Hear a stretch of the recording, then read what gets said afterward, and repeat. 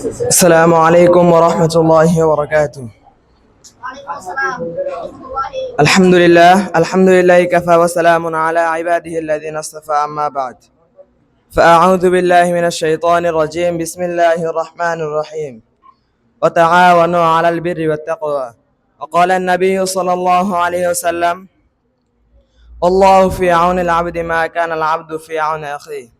আলহামদুলিল্লাহ, সমস্ত প্রশংসা সেই মহান আল্লাহ রব্বুল আলামিনের জন্য, যার অশেষ মেহেরবানিতে আজকে আমরা এই আঞ্জুমান আসতে পেরেছি। সে মহান রব্বুল আলামিনের দরবারে লাখ কোটি শুকরিয়া জ্ঞাপন করে সকলে বলে আলহামদুলিল্লাহ। দুরূদ ও সালাম বর্ষিত হোক শেষ নবী হযরত মুহাম্মদ সাল্লাল্লাহু আলাইহি ওয়াসাল্লামের প্রতি।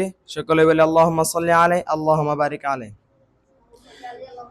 সংক্ষিপ্ত হামদ ও সালাতের পর ঐতিহ্যবাহী বিদ্যাপীঠ মাদ্রাসা দারুল হাম কর্তৃক আয়োজিত আজকের এই আঞ্জুমানের সম্মানিত সভাপতি, সুযোগ্য পরিচালক এবং সামনে বসা বিভিন্ন ক্লাসের ছাত্র ভাই ও বন্ধুগণ, আপনাদের জানাই আমার অন্তরস্থল থেকে আন্তরিক শুভেচ্ছা অভিনন্দন।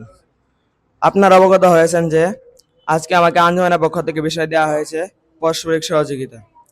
উক্ত বিষয়টি আমি ভালোভাবে উপস্থাপনা করার চেষ্টা করবো ইনশাআল্লাহ। ওমা তাওফীক ইল্লা বিল্লাহি আলাইহি তাওয়াক্কালতু ওয়া ইলাইহি উনীব।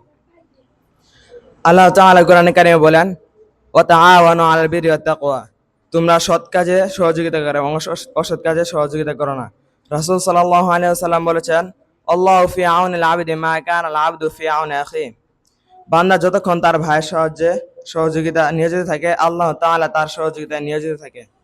উক্ত আয়াত ও হাদিস দ্বারা বোঝা যায় আমাদের সব সময় মানুষের সহযোগিতা করতে হবে।